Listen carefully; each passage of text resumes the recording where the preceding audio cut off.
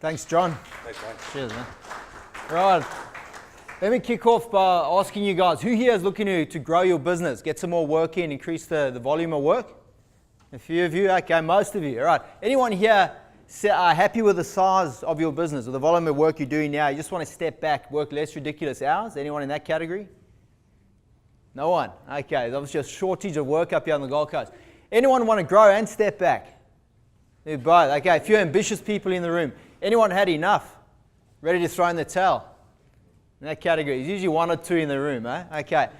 Right, look, if you're in the first three categories, everything I'm going to talk to you about today is going to be 100% relevant. If you're in that last category, I can't help you, unfortunately. Let me put it to you this way, guys. Pick a face. All right, so which face most represents how you feel about your business right now? So you're somewhere on a spectrum.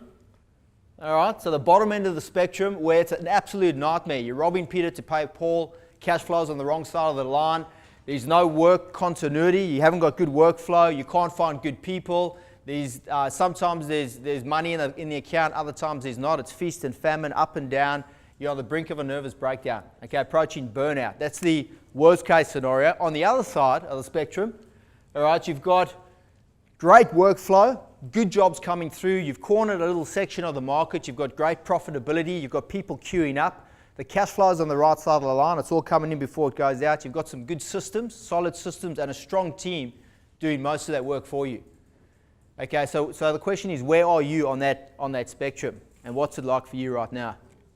So my name's Kurt Hegertroll. I'm the sole founder of Builders Coach. And over the past 9 years now, I've been working with literally hundreds, close to 500 builders that I've worked with in either a one-on-one or coaching or mentoring capacity. And what I've found, working with that many builders and contractors as well, we've got contractors in the room, okay, it's a few of you guys, is that most of you guys don't have time to learn how to run your business efficiently. I mean, let's face it, you're running around, there's lots of demands on you from your clients, you're on site, laying jobs out, managing your team, there's paperwork, quoting, the BSA has requirements as well, and the government. So the question is, when are you going to find time to learn how to run your business better? My dad was a tradie, so I learned firsthand how hard tradesmen work. And look, when I started coaching, initially, way back 9 years ago, I worked generically with a range of different businesses. And we used to teach niching, and at some point I was working with builders as well, and I made the decision to work with them. But what I found first up was that most business owners don't make a profit. Okay, so they've got the proverbial job. So they're earning a decent income, and I find even more so in this industry. Most of the guys that we worked with, when we start working with them, we look at their profit and loss, it says $150,000 net profit. When I go to the expense column, there's no drawings or wages. So they're living off that 140 grand. Okay, so they're drawing an income, there's no net profit. And that's something which we work towards. With that in mind, is developing systems and processes to help builders run a successful business. That means there's good workflow, that's profitable, there's good cash flow on the wrong side of the line, and systems, and more importantly, people to run those systems so that there's a lifestyle. Okay, and that's what I want to share with you guys today. We haven't got a lot of time. There's big agenda, tight schedule. So I just want to give you the core ideas and strategies that I've come across in my own personal experience working with, like I say, hundreds of builders and contractors as well. Before I get into it, are you all familiar with business coaching? You all heard of business coaching? 10, 15 years ago is a bit of a foreign term. But these days, there's fantastic coaches. There's business coaches, relationship coaches, personal trainers, a lot of fantastic coaches that can help you in different areas of your life. So some of you might be thinking, who's this guy to stand up there and tell me how to run my business better? So just a couple of things first up, or three things in particular. Firstly, we only work in the building industry, so predominantly with builders, but contractors as well, which allows us to really drill down and understand what's going on in the industry and provide relevant solutions. Secondly, everything we teach is what we call reality-based. So all the ideas and strategies that we share come from other successful builders and contractors that we're working with or have worked with in the past. And the third thing is the 80-20 rule. Has anyone heard of the Pareto principle? Pareto, 100 years ago, an Italian economist came up with this concept, okay, whereby generally speaking, so it's relevant not only to business, but all aspects of your life, right? Generally speaking, 80% of your results come from 20% of your activities. All right, so what I want to share with you and what we teach is that 20%. Okay, because there's more to do every day, every month, every year in your business and probably in your personal life as well than you have time and hours in the day. So how do you get around that? You've got to prioritize, and that's what this 80-20 rule does. And that's what I want to impart on you guys today. My purpose for you today is to really just increase your awareness around what it is that, one, maybe you're doing that you could be doing better, or things that you're not doing that you could be doing.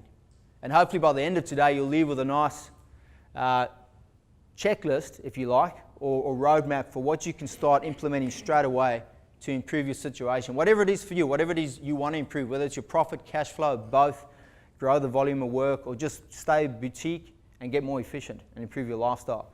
So that's where the focus is for us today. So let's have a look at that, what that looks like. First up, I'm going to go through the 10 essential areas for running a successful building company or contracting business. More importantly, the sequence for implementing systems. So some of you guys are maybe overwhelmed with your business at the moment, so in a situation where you just don't know which way to turn. There's others of you here that maybe you've tried some things in the past that haven't worked in terms of trying to get more control and more of a handle on your business, because all of this is really about gaining control of your business. And there's others here that I think will be doing well, and maybe the reason you're here is because you want to do better. And the reason you're doing well is because you are here, and this isn't the first seminar or business education event that you've attended. Okay, so you're probably in one of those categories, but hopefully everything I cover when I go through these 10 areas and everything else is going to be relevant to you guys. So we're going to go through those 10 areas and the sequence for implementing real life examples. So I've found from my experience the best way to teach is to demonstrate by way of example, and obviously relevant examples as well. So builders and contractors that we've worked with.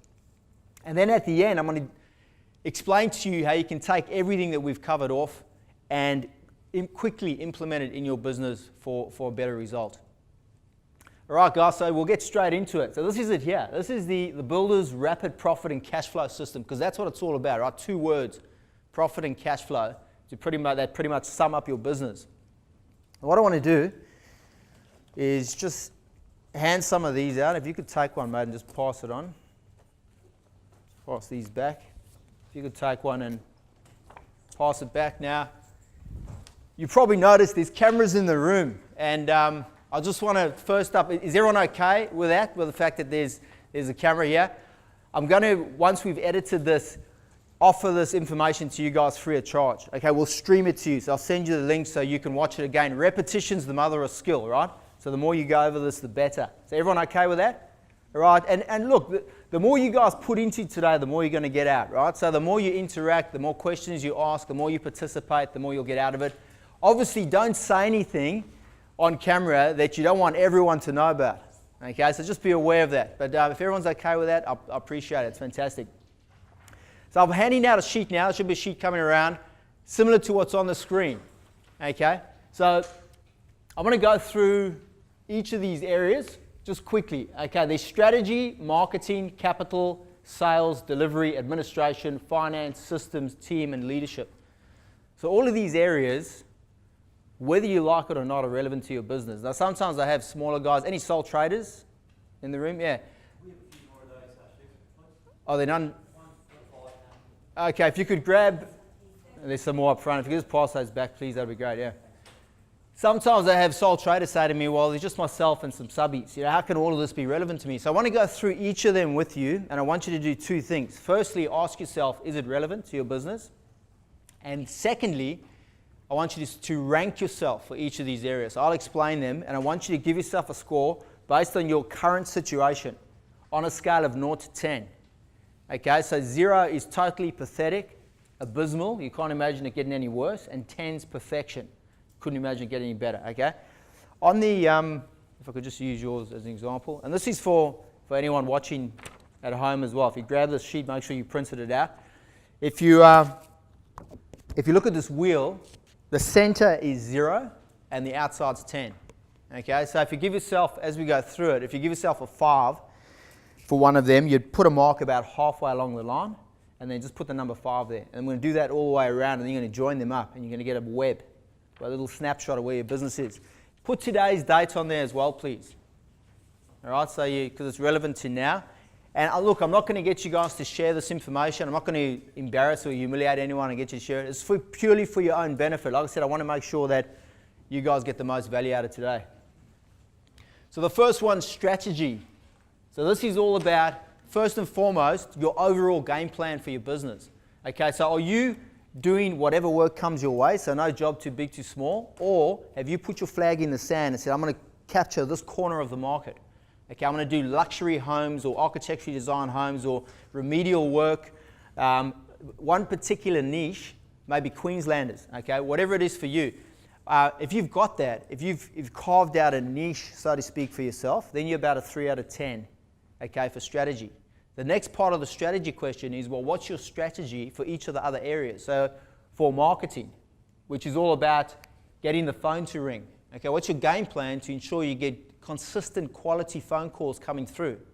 All right, what's your strategy for capital, for being able to access capital, working capital as and when you need it, if the market turns and there's an opportunity for growth, or for building up working capital. So you're siphoning off 2% of your turnover into a cash account, so you build up more working capital, because we all know how important that is, right? So what's your strategy there? What's your strategy for sales? For differentiating yourself from your competitors? You know, why should someone use you and not the other 2 guys that are quoting on the job? So what's your game plan for that? And do you have a sales process? And how efficient are you in how you deliver your quotes? Because that's, in this industry, from my experience, I only speak from my experience, right? It's the biggest inefficiency, is quoting.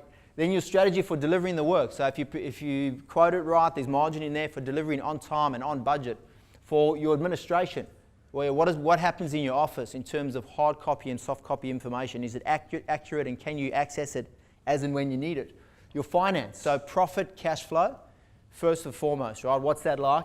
And then your financial systems. Do you understand the break-even point for your business? Do you understand gross margin and gross margin for different jobs? Using a cash flow forecast, you know, what does that look like? Your strategy for developing systems, which relates to every one of these areas, right? For team, that involves not only your laborers, apprentices, supervisors, contractors, but bookkeeper, accountant, lawyer, coach, web developer, everyone involved in driving your business forward, okay, and taking it where you want to go. And then your leadership. So for those of you that do want to get bigger, what's your strategy for growing leaders in your business? Okay, so you've got leaders underneath you that can allow you to step back and enjoy a better lifestyle. So give yourself a score 0 to 10 for strategy. So taking all of that into account. So overall strategy, and then strategy for each of those, 0 to 10. Okay, next one is marketing. So this is, as I mentioned, firstly about your niche. Okay, you really need to specialize in a particular category. Are you doing that, or are you just taking whatever comes and doing whatever work you can get your hands on? Okay, secondly, what are you doing to get the phone to ring? Okay, do you have, most of the guys we start working with them, it's referrals from clients, if they're builders, architects, draftees, and a lot of guys are quite proud of the fact they've never had to advertise or market. Okay, ideally, in the ideal scenario, you want to have at least 10 different ways of getting the phone to ring, generating a quality inquiry, and making sure that you then convert them, which is sales. Okay, so give yourself a score for marketing, 0 to 10. You also, if you've got the 10 ways of generating inquiry, you also want a system for testing. Where are most of them coming from? And what's the quality of the work that's coming from that marketing source? All right, so score for marketing. Next, capital. Yours will be in finance, so don't worry about that. Next, sales. So easy way to assess your sales position or give yourself a score. If you're doing a quote for me, most people get 3 quotes, right? If I say to you, give me one compelling reason why I should use you and not one of these other 2 guys. If you don't have a reason in your head, a compelling reason in your head, then you've got no sales strategy. Okay, so that's the first part. Secondly, do you have a system for sales? Are you using a sales process that ensures that you don't run around doing 10 quotes for one job? Okay, so what does that look like And then also part of that is, are you using technology? Are you using estimating software relevant to the type of work you do that makes it more efficient for you to get these quotes out? Okay. So give yourself a score for sales. Moving on to delivery. Okay, so quite simply, your ability to consistently deliver your work on time and on budget. So what does that look like? Do you find sometimes there's money in the bank after a job and other times there's not?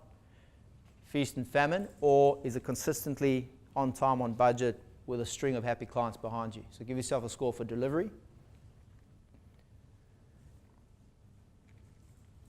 Next is administration. So am I going to need a piece of rope to find my way out of your office if I go in there? Or do you have everything meticulously laid out in soft copy and hard copy where you can grab a piece of information on a job if you need it, or anything else? So give yourself a score for admin and how efficient your administration is. Next is finance. So profit and cash flow first and foremost. Is your money coming in before it goes out? And are you making money on jobs, and do you know what it is? And do you know what your more profitable jobs are? Also, in line with that, and what ties in naturally with that is your financial systems. Do you have decent financial controls? So profit and loss, balance sheet, cash flow forecast, break-even point, work in progress. Have you got those set up accurately and you're getting good feedback on those? Okay, so give yourself a score totally. And capital as well. All right, working capital and strategy for improving that or accessing that when opportunities arise. Systems. Easy one here. If we take you out of your business, what's left? Okay, if we eliminate you, if there's nothing left, you've got no systems. Right, the opposite of that is like franchise. Any franchise builders here? None. Okay, so we can talk about them. Great. But you know what I mean? That's why guys fork out 250 grand for a franchise. It's you buying the systems. So instead of spending 10 lifetimes trying to figure it all out for yourself, bang, you've got it straight away. So give yourself a score for your systems. Next is team. Now, and systems, by the way, relates to every single one of these areas, because you can have systems for how you market yourself, for your sales, for how you strategize, accessing capital, all that. Team. So as I mentioned before, it's not just laborers, supervisors, your carpenters. It's everyone. All right, bookkeeper, accountant, web developer, legal, everyone involved in driving your business forward. The big question here is, if you had to fire everyone on your team today, how many would you re-employ tomorrow morning? Okay, if you had to fire everyone today, how many would you re-employ tomorrow morning? If there's a big difference between the two, obviously there's issues. Okay, so give yourself a score, 0 to 10 with a team. And leadership, which relates strongly to team. Okay, I had someone say to me, had the audacity to say to me at one of these sessions not so long ago, that guys that are really successful, well, they just got lucky. They got good people. It doesn't work that way, right? The best leaders attract the best people because they deserve them. So, yeah, people say, how do you score yourself on leadership? You know, it's a bit subjective. It is. But look at yourself, look in your rearview mirror. You know, best leaders have people behind them, and leadership starts with yourself. Okay, so this is about your self-discipline and your ability to manage yourself. So the best leaders walk their talk, right? They say they're going to do something, they do it, and people trust them. So that's the simple way to assess where you're at with that. If you say you're going to do something on a Friday afternoon, sit down and review your numbers, do you trust yourself to do that? Okay, so how's your self-management? Do you use a daily to-do list every day? Or are you planning your weeks? Or are you strategizing and thinking? Okay, so give yourself a score for leadership, 0 to 10. Right, so hopefully you followed me on this exercise and you've got a mark for each of those areas. This is really important, guys, because we're going to go through every single one of those today. And because we don't have a lot of time, I'm just going to give you the absolute gems, the best stuff. And some of it's really current. Like there's some... 9 years I've been doing this, and the last 3 years I've seen things accelerate in terms of the technology and what's available to help you run your business better. So I'm just going to give you the nuggets. And doing this exercise is obviously going to increase your awareness around where you most need to, you're going to get the best upside result, if you like. So join your dots. You should have a web. And hopefully you'll find, all of you will be strong in some of those areas, but you'll notice, even if you're strong in 7 or 8 of them, it doesn't take much of a kink for it to be a bumpy ride. So the question is, how smooth is your business running based on that snapshot?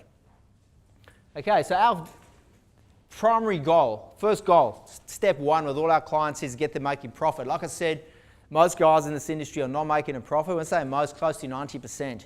There's no net profit. Now, some guys are pulling 250 grand more as drawings out of their business, which is great. So they've got nice home, kids going to good schools, and lifestyle's okay, but they're working really hard, long hours, and there's nothing left after. So first goal is net profit. And that then gives them some additional capital to feed back into the business. Because you always want to be putting money back into the business to further innovate and improve and get the wheel running smoother, okay? So take some of that capital and put it in there, and then take the rest of the net profit and put it in what we call a wealth wheel. Now, most of you are hopefully already doing this, right? Because businesses, other businesses, real estate, shares, whatever it is for you, is going to generate what? Passive income, exactly. You're going to get residual or passive income, which hands down, right, the best type of income there is out there. All right, so you're going from our goal, the transformation with most of our clients is from 1 source of income to 3. So there's the drawings they get from the business as an employee, because you and your business are 2 separate entities. There's those drawings. The second is the net profit, some of which goes back into the business and then gets fed into your wealth wheel. And then the third is the passive or residual income, which is the best. Now, when your passive or residual income exceeds your personal expenses, what happens there?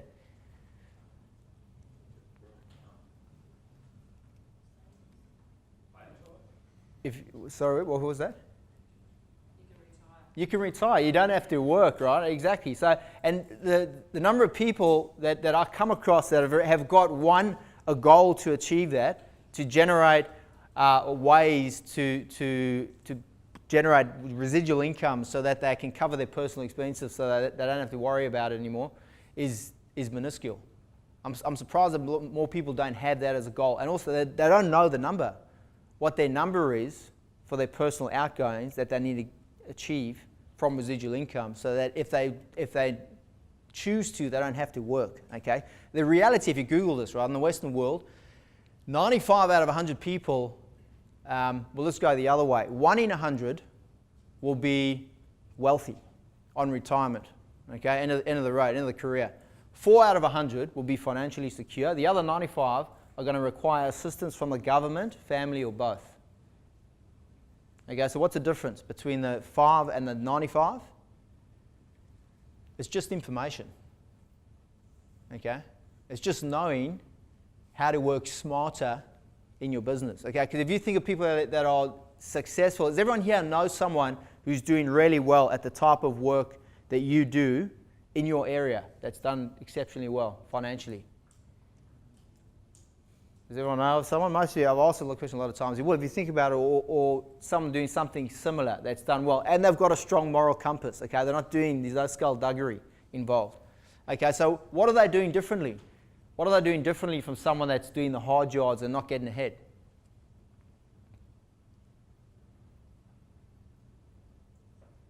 What do you notice? Anyone, what do you reckon? I think sometimes they take more risk than I'm willing to take. Take more risk? Absolutely. So where would that fit into this wheel? Which category? Strategy. And then the guy that makes the call, because you got to make a decision, right? So you think about people that are successful, you got your friends successful, maybe not in this industry, in other businesses, right? It takes leadership. There's always one guy leading, one guy at the helm that makes the call and then has the courage to do something. So definitely leadership. What else? If you think of someone that's doing well, what sort of stands out as the main thing they're doing differently? Good team, absolutely. Yeah. When you look at this, they've got a handle on most of this, right? So there's good leadership, there's a strategy, there's marketing, there's strategy for capital. All of this is happening, right? So what they're doing is they're looking for ways to work smarter, not harder. And you don't, are they necessarily more intelligent? No, right? More gifted in any way? No.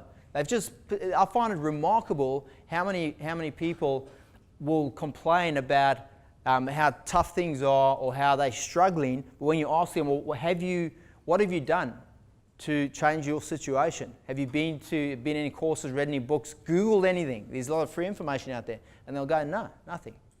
Okay, so it's just about taking the initiative, and a lot of that does come from this year, to want to learn how to work smarter, not harder. Okay, and that's what I'm going to talk to you guys about today and share with you, is all the ways I've come across. Now, let's face it, there's a few people here today, right? If we take all of your and my collective experience, that's a lot.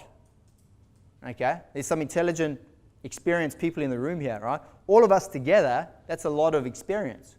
Okay, now, we can't compete, though, against 500 people's collective experience. Okay, and that's what that is. It's taking the best ideas and strategies from what we call empirical evidence. Okay, so things that have been tested and measured to work now. All right, so we're going to go through each of those. Before we do, just a quick word from a guy that I sat down with in 2009. Members of the MBA, who's a member? Hey, most of you guys, fantastic. This guy's the training manager down in New South Wales. I first sat down with him, I went through our concept, and his biggest concern was that the information we teach is going to overlap with the courses they run, because the MBA runs some fantastic courses. What he found is that doesn't, because ours is from the trenches, and it's reality-based stuff. This is what Paul had to say after attending one of our courses back in 2009. Hi there, I'm Paul Lawrence. I'm the training manager for the Master Builders New South Wales. I'm really impressed with the 9 steps to the roadmap to success. I actually have a master's degree in business, and when I saw the boys and what they can deliver and what benefits they add to people's businesses as a builder myself, I think that the way that the step process works is the #1 way to go. I fully recommend anyone to do the training, read the book, listen to the CD, get some business coaching, just like we do as we're playing football or soccer. Get out there, run your business properly, follow the 9 steps, and then make some profit. That's the way to go. Is anyone here from New South Wales? Okay, fantastic. Thanks for making the journey up.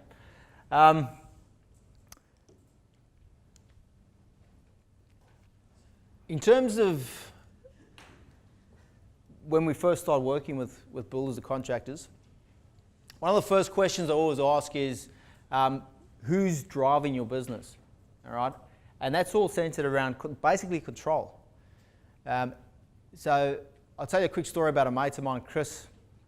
When I worked with him for 3 years, when I first met him, I asked him the question. Right, I met him at his house. He was doing renovations. The place looked like a pigsty. Bricks and dust everywhere, over these planks to get into his front door. And eventually sat down in his kitchen and asked him this question. His answer was swift and clear. He said, Kurt, I've got no control.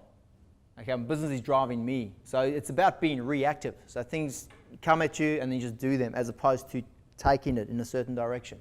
That was his scenario. Now, he had another thing that he was concerned about that I thought was interesting. He was 32 years old, 2 small kids, and he's looking ahead at his career. And he's thinking, I'm going to work hard, as you do in this industry. And he's thinking at the end of the journey, he wants to have a business that's got some organization and structure and some systems that he can hand to his boys or sell or something. But he didn't want to spend his whole career just getting work, doing work, getting work, doing work. Like I saw some of the guys that he worked for, and then at the end of it, what have you got? Okay, I thought that was interesting. He was thinking on those lines, because everything we do in going through the wheel is about almost creating your own little franchise setup, an operations manual where you've got systems in the right areas. You know, you don't want to just systemize willy-nilly, and that's all we'll go through a little later as well, is the sequence. So I found that interesting. Now, before I started working with Chris, I had to find out what his main issues were. And he had 3 main frustrations. The first was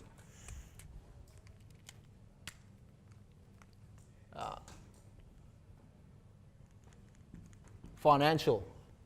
Okay, so he wasn't making a lot more money working for himself than when he was working for someone else. And he didn't understand his financials, all right? Didn't understand his break-even point, wasn't using cash flow forecast, keeping him awake at night. Wife wasn't happy, it's putting heat on their relationship. Okay, big stress factor for him. The other one, which was almost as big a stress factor, was the amount of time that he was spending working. Some weeks he was doing 70, 80 hours. And once again, affecting his relationship with his wife, with his kids. He was an ambitious bloke. He had a whole list of things he wanted to pursue in terms of investments, other business ideas, things he wanted to work on in his business. He couldn't get to them.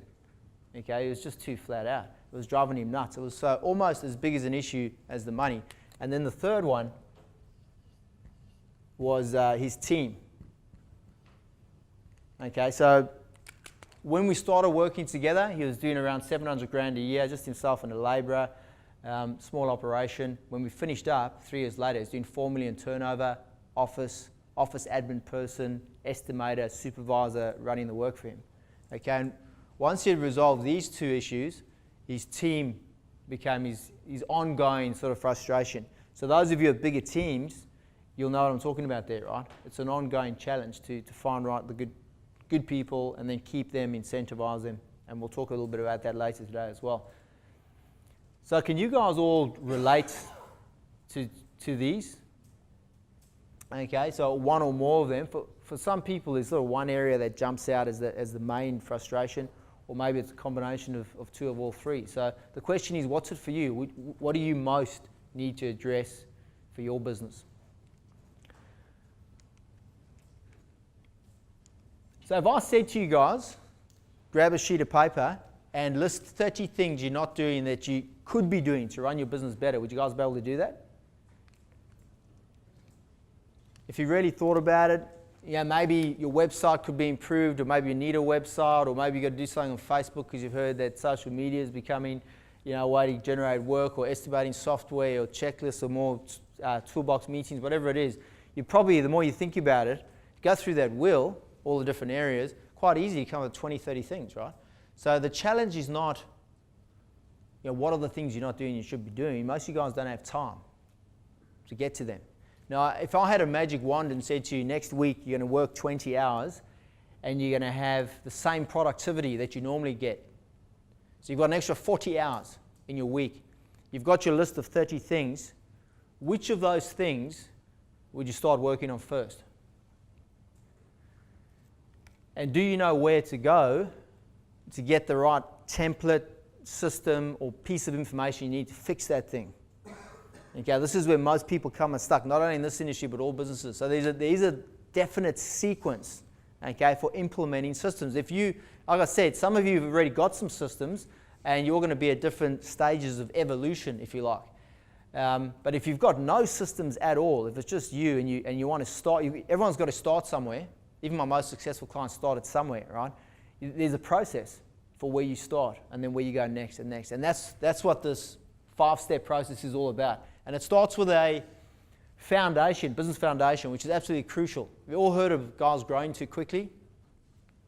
As things start to pick up, and if there is a boom at the back end of this quiet period, you're going to see it happen again, guaranteed. With guys, there'll be more demand than there are builders or contractors available, and guys are going to bite off more than they can chew, and then bang. So we're going to go, there's 3 things you need to have in that foundation level. We're going to go through each of them, all right? Once you've got that in place, then, and only then, can you talk about growing, which is all about sales and marketing, and that's our forte. And for me, becoming more and more the single most powerful thing you can do for your business. Because if you've got workflow, all right, and quality inquiry coming through, a solid pipeline, you will never want, provided you can deliver okay, all right, or at least average or above, you're never going to want for money or cash flow. Okay, so if you can just get a handle on that, and if you look around you at all the most successful businesses in the world, they've all got a handle on the marketing. Okay, so very, very important component. And we've got some fantastic stuff I'm going to share with you. Once you've got that happening, you've got cash flow, you've got money, you can then spend money on your systems. Okay, which can give you more control and allow you to run things more efficiently or grow. If you want to grow, you're going to need systems, right? But that doesn't mean you have to. Systems can also mean just better efficiency, better lifestyle. And then once you've got that happening, you then overlay your team on top of that, which is interesting because a lot of guys, big complaint is can't find good people. And if that's your scenario, in fairness to your team, if you don't have those basic systems in place, then it's no use pointing fingers at your team. Okay? And it's also a case of the best people go to the best companies and work for the best businesses. And just at a high level, if you've got that happening, then it's about the rewards. It's about having good workflow, cash flow, profitability, and the efficiency to give you a lifestyle for yourself and your family, whatever that is for you. All right, so we're going to get into it in a sec, guys. We're going to go through each of those areas in the wheel in the correct sequence based on this here. The foundation, market, systems, team, and then your results. And you just repeat that process. You just keep innovating. You always want to be innovating, right? Because there's things changing. And like I said, the last 3 years I've seen some significant changes in the way people are running their businesses, mainly because of technology. But so that's one of the reasons why you've got to stay abreast with these changes. Okay, so we're going to start with the financials. This is hands down the single most important area. Before you do anything else, before you even consider marketing, you've got to have an understanding of the numbers. Now, in line with the 80-20 rule, I'm just going to cover off what I believe is that 20%. Okay, just get a handle on that 20 and you've got 80% covered, forget the rest, you'll be fine. Okay. One of the big misconceptions with the financials is that you've got to be like, you've got to be a CPA, have a degree in accounting to understand this stuff. You don't. Okay, you just need to have a basic understanding of what the important numbers are. And when I go through some of this stuff, it's going to be so simple. It's going to bring tears to your eyes, some of it. Okay, but it'll also for some of you be a big epiphany when you realize the significance of it and why, and you'll be thinking, why haven't I been shown this before? Okay. You know, most people, if I say to you, you know, cash flow, profit and loss, balance sheet, the ATO, the BSA, when I start talking like that, a lot of people, it may not be you, but a lot of people actually feel anxiety.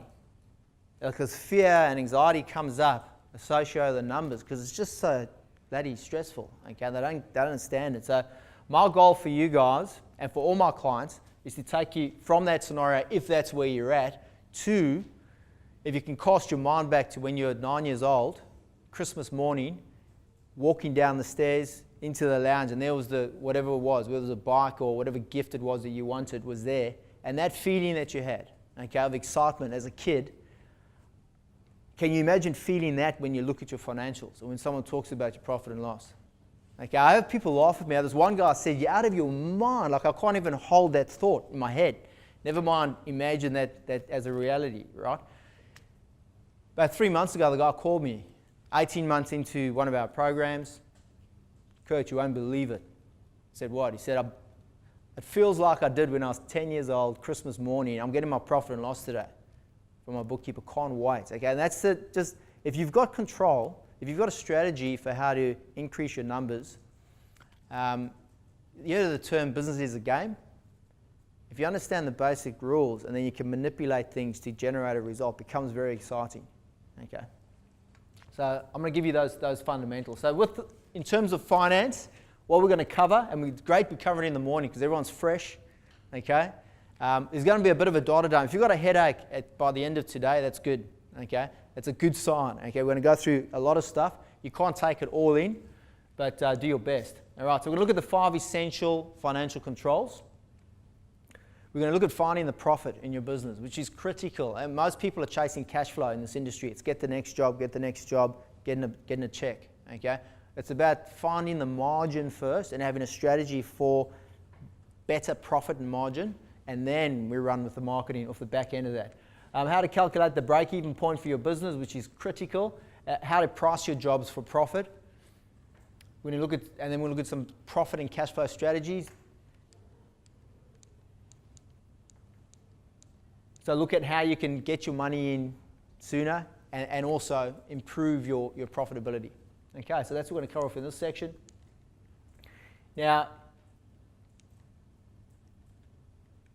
in terms of your financial controls, these are like the gauges, right? Gauges for your car, your speedo, rev counter, petrol gauge. All right, so do you need to understand how the mechanics of a vehicle works for you to drive it? No, because you don't, right? There'll be a lot less drivers on that. Same with electricity. You don't need to, you just hit the switch, bang, the light comes on. You don't need to understand how it goes through transfer stations and voltages and all that sort of stuff, right? So it's the same with your numbers. You don't need to understand all the complexity behind it. Tax law, Einstein on his deathbed, right? Tax law was one of the things he said couldn't get his head around, right? And the guy's a genius. So there's no chance we're going to do it. All you need to know is the gauges, and these are them here, okay? The first is a profit and loss. I'm going to go through an example so I can really stipulate the importance of how it's laid out and the numbers that you need to look at. Balance sheet, break-even point. Who here knows their break-even point? Who's got like a number in their head? Okay, so those are the ratios, about 1 in 10, okay? Really important. If you don't know when you're breaking even, how do you know when you're making a profit? Okay, it's a critical number. Cash flow forecast. Who's using one of these? A weekly one. Okay, also very important. If you're only looking at your profit and loss, which is important, it's retrospective. It's looking at what happened the last 3 or 6 months. And you go see your accountant, you might say to you, hey, the last 3 months or 6 months have been terrible. What are you going to do? You've already arrived. Or the last 6 months have been fantastic. You better spend some money before you pay too much tax. Cash flow forecast, you can, if you a builder in particular, you can predict your income, but progress payments with relative certainty, conservatively, and then also your outgoings for at least for the next 8 to 12 weeks. So you've got some sort of view of what's happening in the future. And then work in progress. So we're going to have Russ Stevens going to go over that. So very, very important. There's a lot of guys go through their entire career not knowing what's going on, running their business out of their bank account, and then you hear the horror story of when the music stops, they find out there's a massive hole, okay? Because they've always, signing one job to pay for the other one. So what this does as well, and this is why there's a lot of anxiety for a lot of people, is it's looking at, the numbers don't lie, it's looking at the reality of your situation, the financial position in your business, right? So the truth will set you free.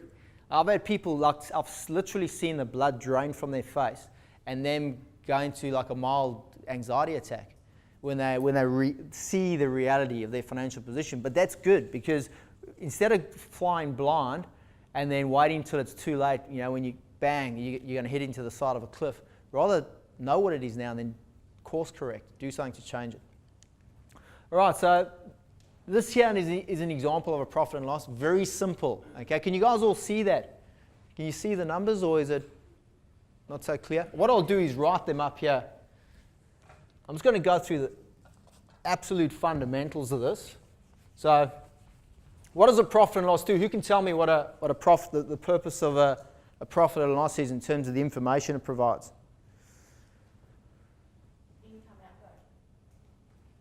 Yeah, it's a great answer, yeah. It's money in, money out, right? Okay, and then with that in mind, what it does, okay, and this is important, there's two things that I find to be the most common errors with a profit and loss in terms of how it's laid out. The first is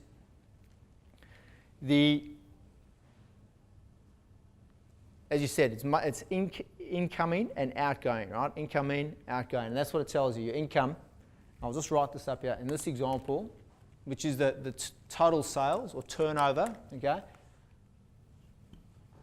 Turnover, it's 122,000, right?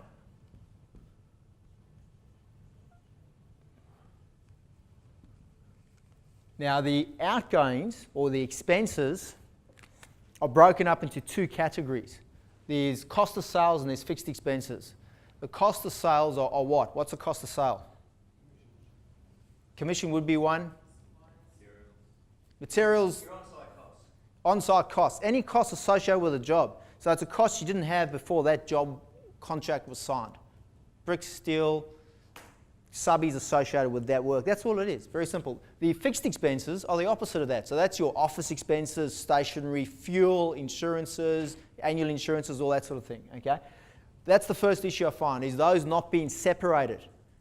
All right? So they'll just have expenses and then listed. You want to have your cost of sales. So you can see in this example, there's income, 122,000, and then there's 4 jobs, red house, blue house, green house, yellow house.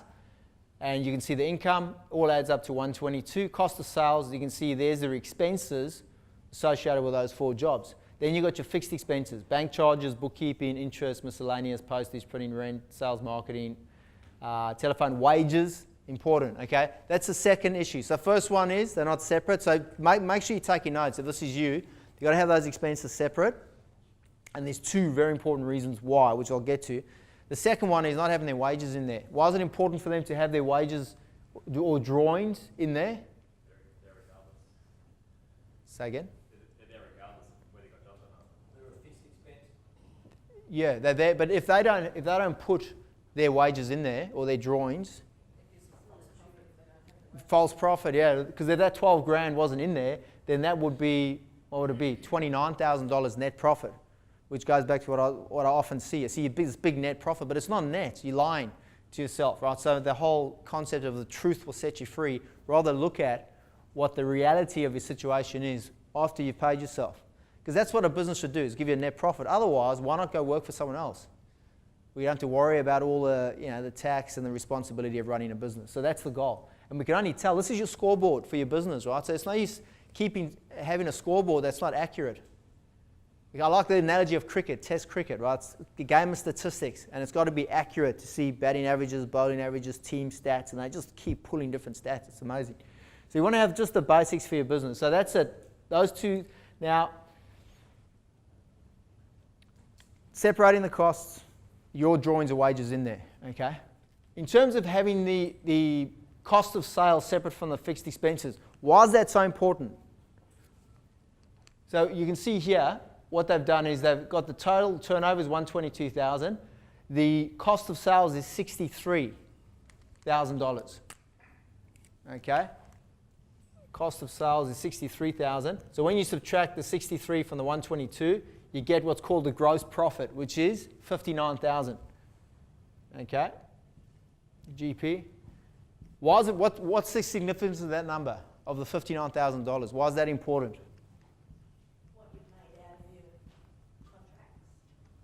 What you made out of your contracts, okay? Well, that... The other stuff is your actual margin, your brain costs. Profit minus fixed expenses. Yeah. That's a particular specific job. Rather than the overall company. Yeah, so this is the overall for the 4 jobs, right? Profit on the 4 jobs. But it's good, yeah, what's the individual? Is that what you're saying?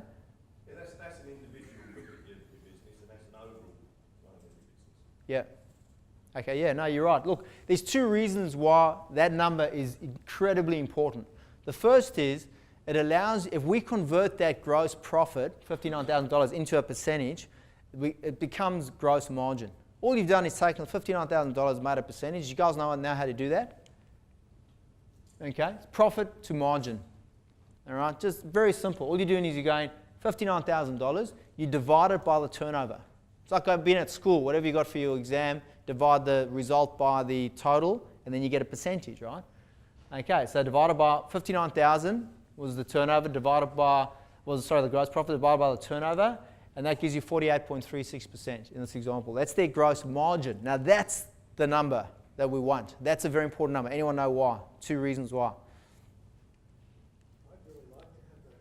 You'd like to have it? Yeah.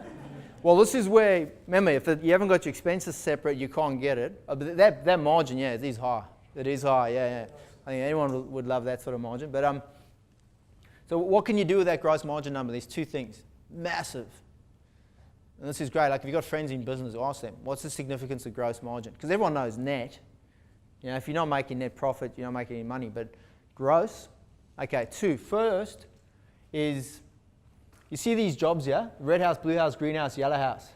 Okay? Do you think they're all making the same amount of money? Did they all make the same amount of money? So let's look at it, okay? The only way we can compare them is to work out the percentage, because they're all different values. Right? The one job was 50 grand, one was 44, 21, 7. How do we know what the profit was? We have to work out the percentage, work out the dollar figure, convert it into a percentage. So that's it here. So the red house is 50% margin. 50% of that 50 grand was profit. The blue house was 65.9%. The green house was 19% profit. And the yellow house was 14.28. So which type of house would you prefer to build? Blue house. Okay, so that's just easy numbers for you to see. Well, that's where the profit is. Hey, why don't we, this is our business, right? If we all own this company together, why don't we just build blue houses?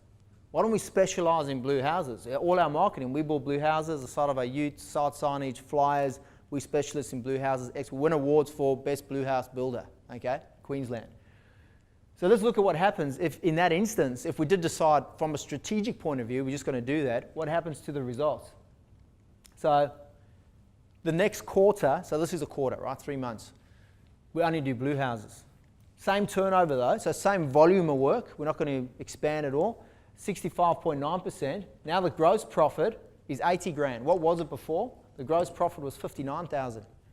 Okay, so what that means is, you do the basic maths, 80 minus 59, that's already more than 20 grand. The net profit, right, and before was $17,000. So you've actually got another $21,000 in this example of net profit by doing higher margin work, which is 124.4% increase in net profit, just by focusing on the more profitable work. Now, from my experience, very few guys, if any, in any business actually stop long enough to say, okay, hold on, let's look at all the work we've done. Let's check the margin, the gross profit. Let's convert that gross profit to margin and let's compare. Let's see where the most profitable work is. Now let's have a strategy for getting more of that. And if we can't only do blue houses, let's at least do an extra one.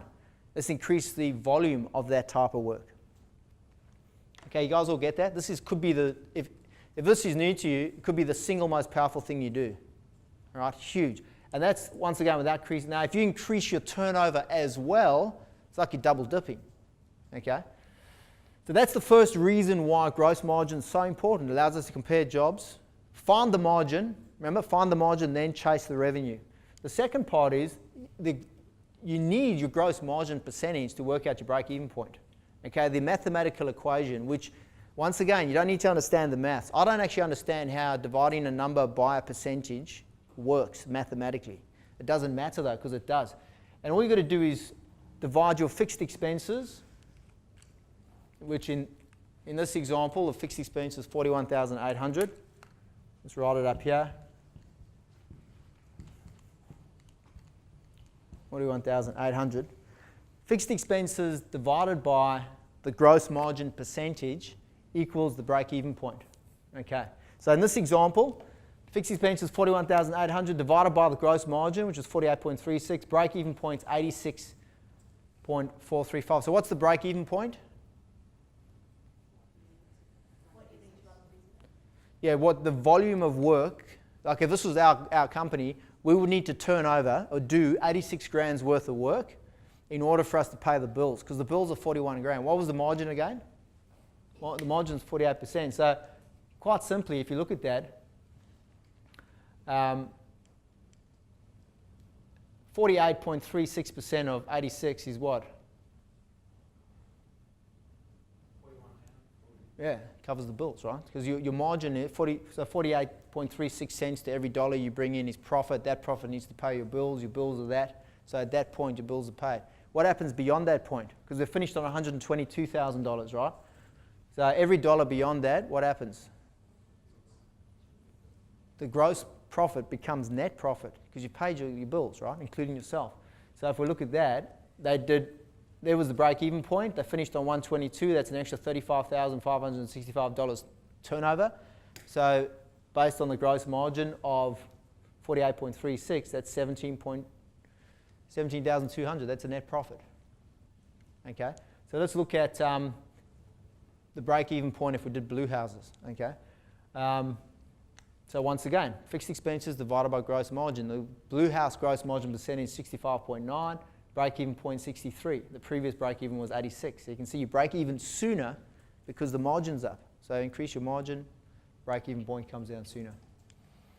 All right, guys. We don't have a lot of time, so I'm going to move along.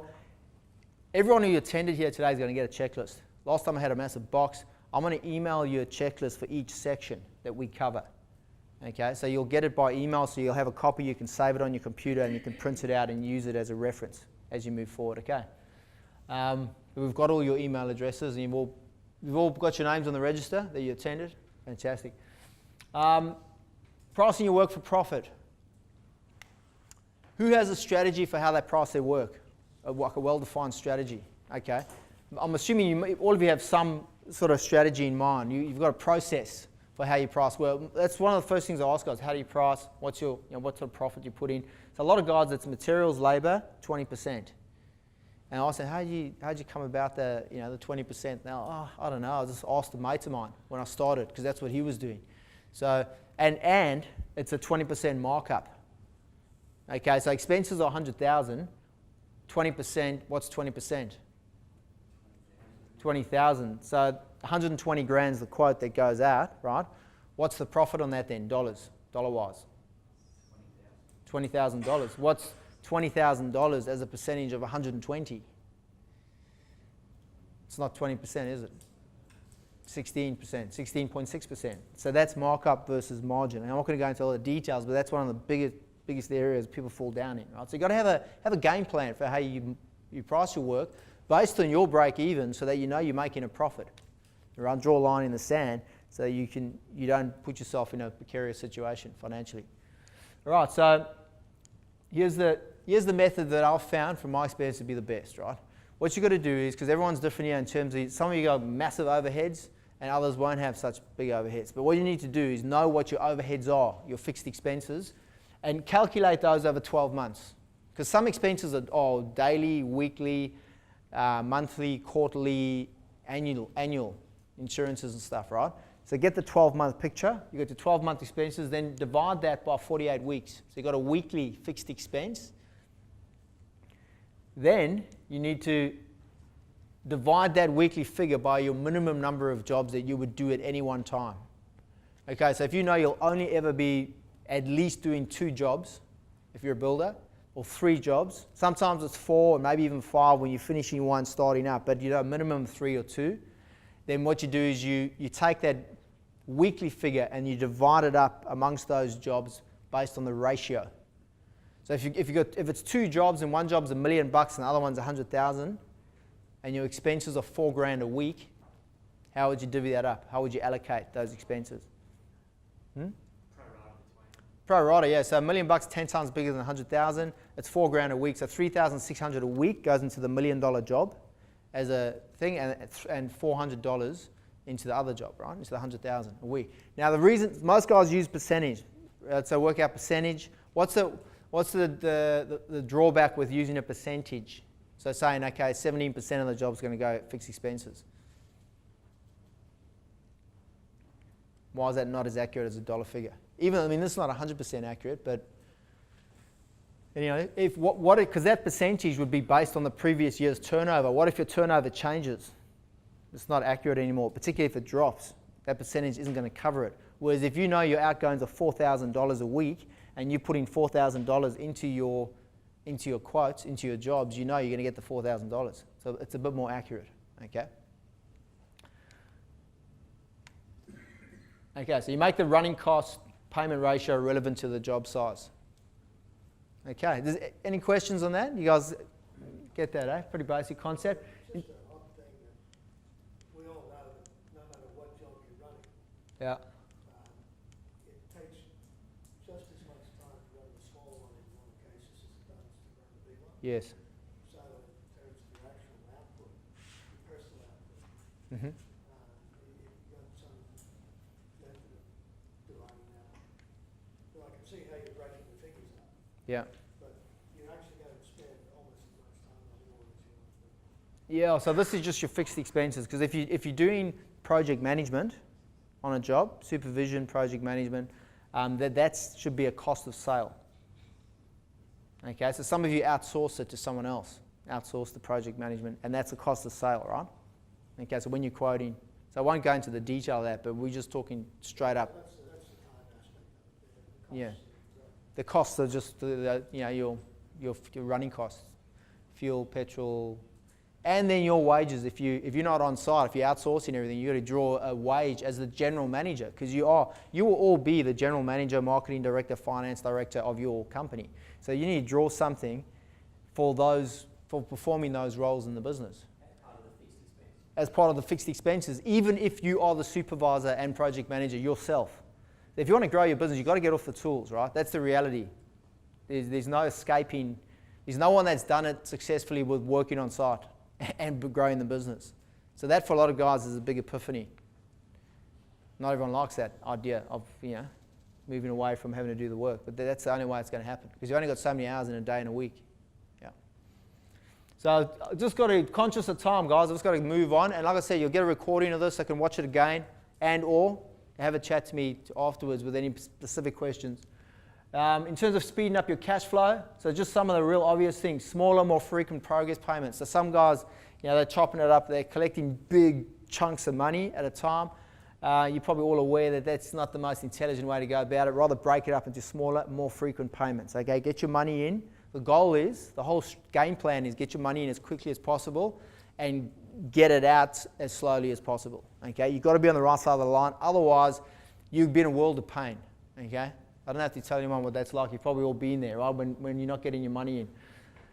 Ask for a bigger deposit, okay? So I know the 5% thing, residential, just front end weights it after that. Otherwise, commercial, you can obviously get bigger deposit, right?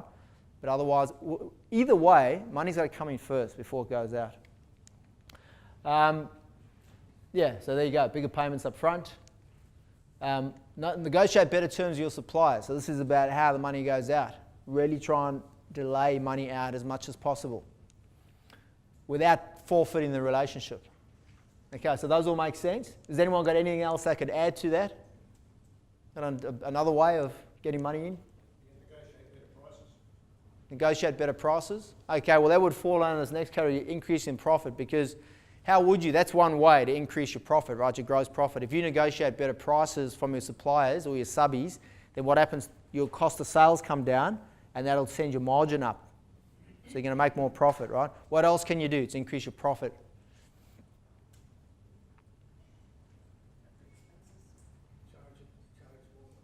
Charge more. Yeah, increase your pricing, which is, we'll talk about in marketing, how to do that, because most guys... More efficient at what you're actually doing the job. Yeah, absolutely, more efficient. Once again, this is where you can't manage what you don't measure. If you don't have the financials, when I say financials is so important, that scoreboard, even if you went and did all these things, like negotiated better deals, it got more efficient, you wouldn't see the results. You wouldn't know what the results were, so it wouldn't be apparent, so you'll get bored and you'll stop doing it. Whereas if you can see you just made another 20 grand in the last 8 weeks or 30 grand, that's wow, that's a holiday for the family or whatever it is, or money you can put back into the business. So increase your pricing, reduce your fixed costs, reduce your cost of sales by negotiating better deals. I mean, here you can negotiate deals as well, like on your phone plans or whatever it is. Every dollar you save, some guys think, well, you save $100 a month, what's a big deal? Well, how much of that, if you save $100 a month on something, how much of that $100 do you get? All of it. You get 100% of that saving. Whereas if you increase your sales, you're only getting whatever your margin is, which is not going to be 48%, right? So you get more like 20 cents to the dollar. Where if you save, you get 100% of that. So it's worthwhile being frugal. Reduce your inefficiencies, absolutely. So wasted time, materials. And once again, you don't see, we'll talk about that later, you don't see the money flying out of your pocket with inefficiencies. So really important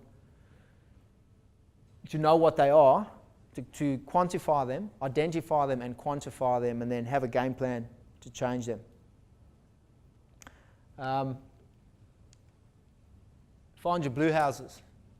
All right, know what the margin is on your jobs, and pursue the type of work that's more profitable. And for some of you, it may be, you may got to sit down and rethink the direction you're going in. Maybe you've got to identify a whole new niche, and think big picture as well.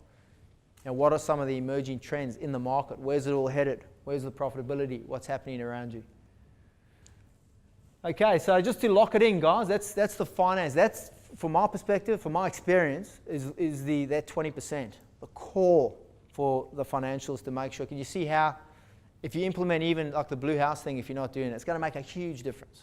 okay, to your bottom line. So I want you to just to lock it in. What's the number one thing you got out of this session? Just jot it down.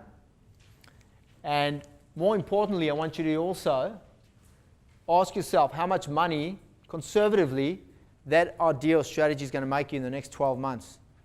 And the reason for that, as we go through each of these areas, is for you to really to have the most profitable areas jump out at you. And then when you go away and implement the stuff in your business, you can then measure what results you achieved, right? So just quickly, 30 seconds. What's your number one learning? How much money is it going to make you?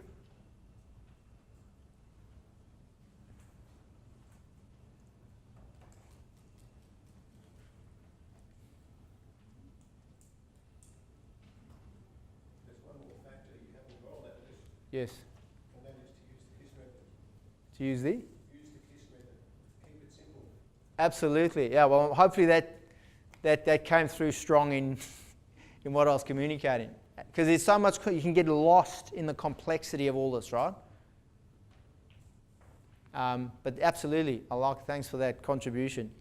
KISS method, you're familiar with that? Keep it simple, stupid. So, once again, from my experience, most people don't have a handle on this stuff, and it's the absolute fundamental, basic stuff.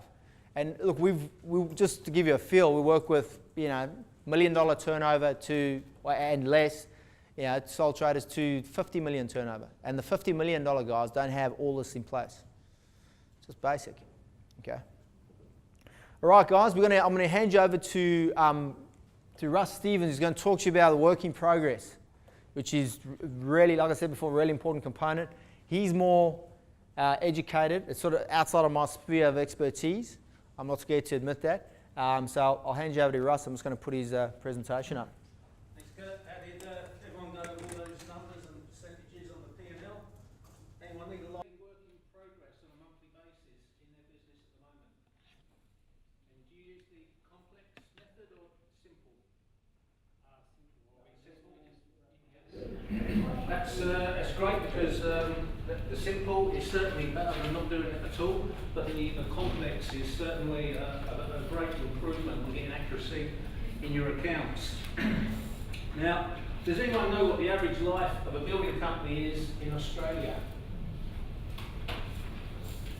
But did you know that a builder goes bankrupt every day in Queensland alone at the moment? Now, there was a recent report by Dun & Bradstreet, and they identified that 80% of building companies fail within the first 5 years of business. But that's not the staggering part. The staggering part is that in the next 5 years, 80% of the remainder will fail. And what that tells us is that a building company that survived the first 5 years is no more likely to survive than a company just starting out. And that makes no sense, because after 5 years you've put in systems and processes, you've built up a client base, you've built up a referral base. It makes sense that you should be powering on from there and becoming more successful. And that's simply not the case. And what that equates to is a 96% failure rate within 10 years for all construction companies. Now, Dun & Bradstreet looked into this a bit further, and what they identified was this failure rate was nothing to do with a lack of hard work. It was a lack of skills and knowledge. And when you look at skills and knowledge, it can't be a lack of skills and knowledge from a builder. The builders are very experienced. They come through an apprenticeship generally, being carpenters, gone on to become builders. There's no lack of skills and knowledge there, but what they've identified is a lack of skills and knowledge, business skills and knowledge. And this is the cause of so many failures in building companies. Now, this is a typical scenario that we see with a building company. In year one, they go out, they get some contracts together and things start going well. And then in year two, they get what's known as the new boat syndrome, or it might be a jet ski, and that's because they're powering on, they've got a bit of spare cash, they're feeling good, could be a new you, but generally this is the trend that you see. And then in year three, this can depend on the economy. If the economy's running hot, then year three isn't a problem either. They're just going to keep powering forward. When the economy's tight, that's when they'll start to stretch a bit. Because unless they can keep piling on additional sales and pushing cash flow forward, that's when things start to get tight. generally, in a normal economy, things just start to run a little bit tight and they need more sales. You often hear this, I need to improve the margin, I need to pile more sales on. And typically, after 3.6 years, in year 4, the company closes. Now, the reason for this is the most misunderstood subject in the construction industry. And when I say misunderstood, I'm talking about accountants, bookkeepers. Most accountants that I speak to don't know how to calculate this. And we're going to go through the whole calculation, why it's important. And if this is something that you take forward into your business after today, you'll be in the top 5% of residential builders, because it's something that's simply not being done. And understanding this number and being able to calculate it on a monthly basis will enable you to have accurate P&L and balance sheets every month. So, go forward.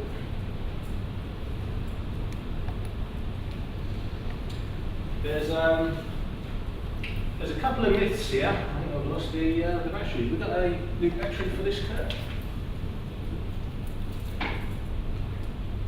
Seem to have lost a bit of power.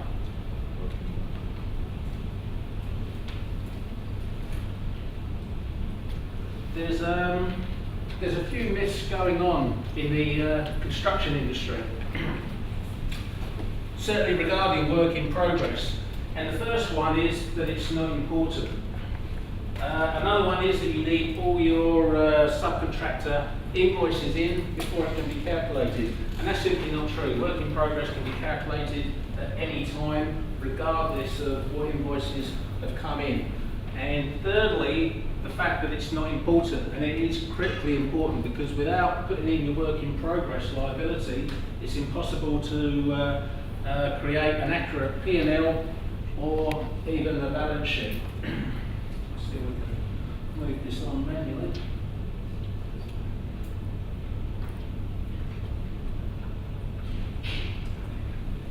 Great, so we just go on one more. Okay, so we often hear people talking about cash is king in the industry, and cash is very, very important in any business. There are a lot of businesses that do fail for a lack of cash, but too much focus on the cash can be a bad thing, because it's the profit that will keep the business going forward. As you've already seen, cash flow will only get you so far, and typically that's 3.6 years down the track. But it's the profitability that will keep the business going beyond that. Now, just to back up what I'm saying, I'm going to give you an example. It was an audit that I did on a construction company, and it was down here on the Gold Coast. It was back in 2008, and things to their mind were going well. They were paying all their suppliers and subcontractors on time. They had $8.5 million of contract. They had a couple of nice V8s on the driveway. Everything looked quite rosy. But when I went in and audited their accounts, at the end of the day, I had to tell them they were $1 million underwater. Now, they didn't believe me.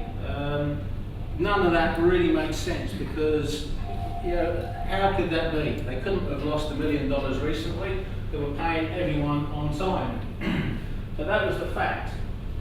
Now, as a result of that, they went into the Christmas period and the shutdown, and there was a shortage of cash to pay subcontractors. So a few eyebrows started getting raised. And this is the first signal, really, for a construction company, because of the nature of the business, because it's cash flow positive. If they do start to run out of any money at any time, it's a sure sign that they are running at a loss. But these guys weren't too concerned. It was Christmas, there was a shutdown. It always happens, it happens to every company. Now this Christmas, as you guys probably know, was different to any other. And the property market, or the construction market on the Gold Coast, it was like flicking a switch. We had guys with millions of dollars worth of contracts that literally got lit up in their face in January. And when these guys came back, they just could not sign another contract. And that had a real negative effect on the cash flow, because they weren't growing the sales, they weren't growing their cash flow in a positive manner. And that made subcontractors then stop getting paid on time. And when that happened, they stopped going to site. And this slowdown happened extraordinarily fast. And we went from what was a blip to a full scale, down tools, and the site's not going forward at all. And that meant no more progress claims. The end result, the company went into liquidation. When the liquidators were called in, they identified a $1.5 million deficit. Now, this company had been going for 3.5, maybe 4 years at the time. And there's no way they could have lost $1.5 million in the last 6 months or even the last year. They just had their BSA accounts done 9 months previously. You know, it doesn't make sense. Something had to be wrong. And that was the work in progress figure. They declared it as $1 million asset in their accounts, which got them through the whole financials and even led them to believe they were making money. But the truth was, it was $1 million liability. And what that showed us is they've been losing $300,000 a year since they started the company and hadn't even known about it. And the reason they didn't know was because the cash kept coming in. And all the time they had money in the bank, it never alerted them there may be a problem. Now, the way I always recommend people to visualize this whole area is if you think of cash flow as being a mat and you think of the work in progress figure as being the dirt, the bigger that work in progress figure gets, as your turnover increases, the bigger the mat, the bigger the cash flow needs to be to cover that pile of dirt. Now, at some point, that dirt is going to get so big, the mat can't possibly cover it. And we see this even with large commercial companies. You know, after years and years, they'll go bang for horrific amounts of money. And this is what's going on in the background. These commercial guys actually understand the concept. And this is why they have strategies in place not to pay contractors. But it's an incredibly important thing to the concept to understand. So the next thing is, what do you do next? And the first thing that you need to understand is your job costing. You need to be reporting on every area of your business, every activity, and understanding the actual costs versus the budget. And the reason this is so important is that will impact every area of your business. It impacts sales. It's the indication that you give to your sales team. It impacts the estimating. If you've got an estimator, or even if you're doing the estimating yourself, you can react quickly because your estimates are reacting to the jobs you're actually running live. It'll impact your project management because understanding the timelines for each activity, which may consistently blow out, and we don't always realise that until we record it, that's going to have an impact on how long you budget to do a job in future. And when you consider your fixed expenses and the impact they have on your bottom line, that becomes very important. And ultimately, it affects your accounts as well, because as we see, without a work in progress figure being inserted in your accounts, the accounts are simply not accurate. And there's one key phrase that a very successful businessman taught me quite a few years ago. He always repeated, better information leads to better decisions. And that's never more important than in the construction industry. And if you can take that phrase forward and use it whenever you're about to make a decision, especially with the amount, the size of the contracts that you guys are signing and the small margins that you're working on, you need all the facts. You need all the information at hand. So you need to know your profit and loss. And when you look at your profit and loss and your balance sheet, don't be influenced by what's known as other people's money. Review your profit and loss and your balance sheet on a monthly basis, because when you look at your numbers regular, you can react quickly. And what we focus on improves. That's a fact. Whatever we report on, that will improve. What do you mean by other people's money? Other people's money, this is basically when you look at accounting and profit and loss, you've got two types of accounting. You've got accrual accounting, which would include a work in progress figure, and then you've got cash accounting, which looks at your money in, money out. And that's when your gross profit can be distorted. And other people's money would be money that is yet to be paid to suppliers, subcontractors, even the ATO. You know, we're doing a lot of money collection for other people that's all unpaid. Now, one thing we do recommend is that you engage a bookkeeper if you're not already doing that. You're looking to pay about $50 to $60 an hour, maybe even less, but it's a cost-neutral exercise. What you save on your accountant's fee, you'll actually more than cover what you have to pay a bookkeeper. I speak to a lot of builders and they're paying literally thousands to their accountant because it's just easy. He takes all the paperwork away and just does it. and it's easy, but there's two problems there. First of all, they're not understanding what's going on in their business on a monthly basis, critically important. And the other thing, they're paying far too much. They're paying an accountant to do a bookkeeper's job. A bookkeeper can prepare all the accounts for the accountant, which will reduce his fees enormously. Okay, so as Kurt alluded to earlier, very important that you understand the difference between markup and margin. And if that's something that's not clear, certainly you can always flip me an email. You've got my card on the desk, and I can send you a fact sheet on just how to differentiate, how to calculate each one. Establish your running costs and never buy a job. Again, this is what Kurt talks about as drawing your line in the sand. I'm talking to builders down in Melbourne at the moment that are working on 5% to try and grab jobs. It's absolute suicide. They'd be better off just sitting back and not working for a year than doing that. They're taking on so much risk and liability. Monitor your job costings weekly, so constantly analyse the site orders that are being generated, the cost, the effect it's having on that particular profitability of the job, and make sure you have a structured approach to reporting on that information monthly so that you can react and adjust your own estimating. Charge full variation, charge full margin on every variation. This is so important. You cannot buy a client's happiness by giving them stuff. They just believe that your margin's fatter than it is, and they want what's right in theirs, and they keep going. And give you an example of that.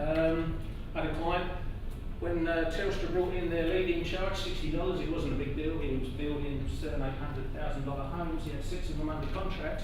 He went out and charged every single one of them with $60, and he put his 25% margin, variation margin on top. It was an unforeseen cost. It was completely legitimate. He didn't get any backlash at all from the clients. Only one even queried it, and then he explained the situation. They were happy. Now the difference is, if he hadn't charged them, if he'd even told them that I'd worn it, they just believe, well, there's a lot of fat in that job. You know, what else is in it? Maybe I'll get this door moved for nothing. So it's very important that you always establish a culture of charging full margin and charging for every variation, and then never give the client anything at all. Now you looked at the profit and loss earlier with the different numbers that are on the screen. This is a more simplified version, and this comes down to the cash accounting in effect on the P&L. So if you can imagine, you make a $200,000 claim on a contract, and you've only had $100,000 worth of invoices in. Maybe the contractor is a bit slow getting his invoice in, or borrower certainly supplied their invoice to you. You don't have all the invoices in for that stage.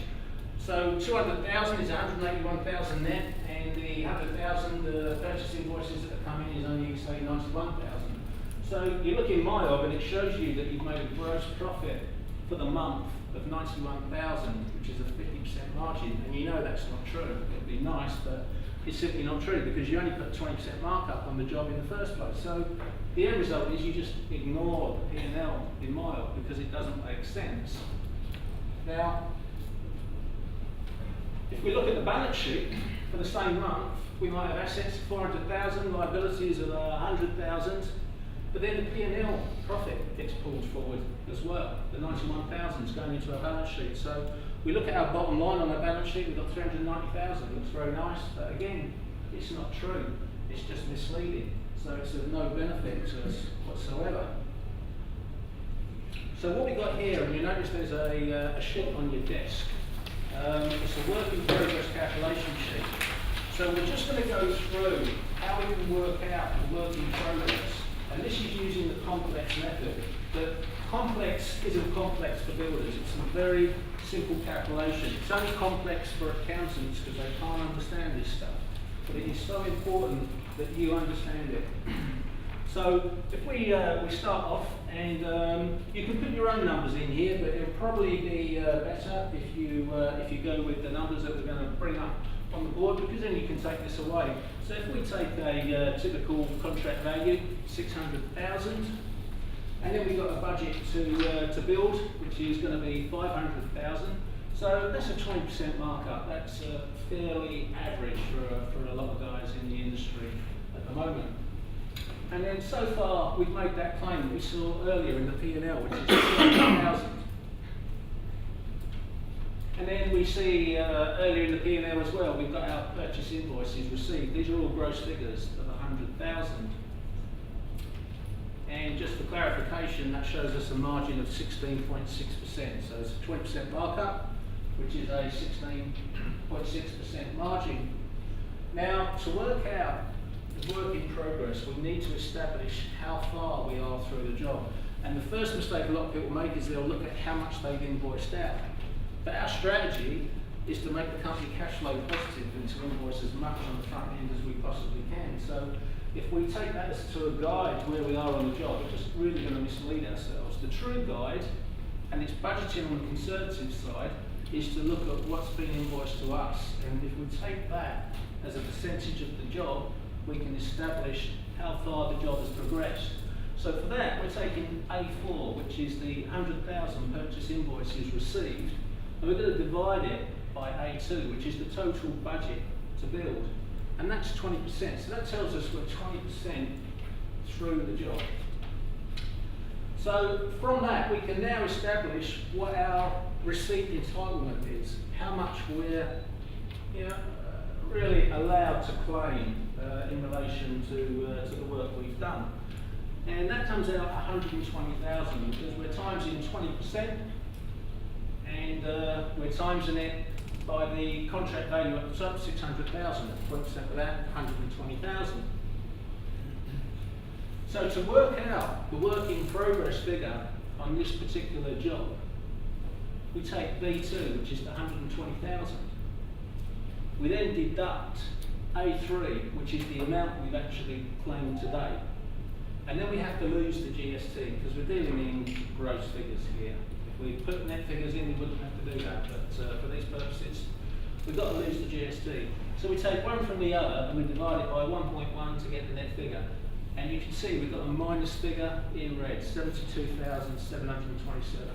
For this particular job, that is the work in progress liability.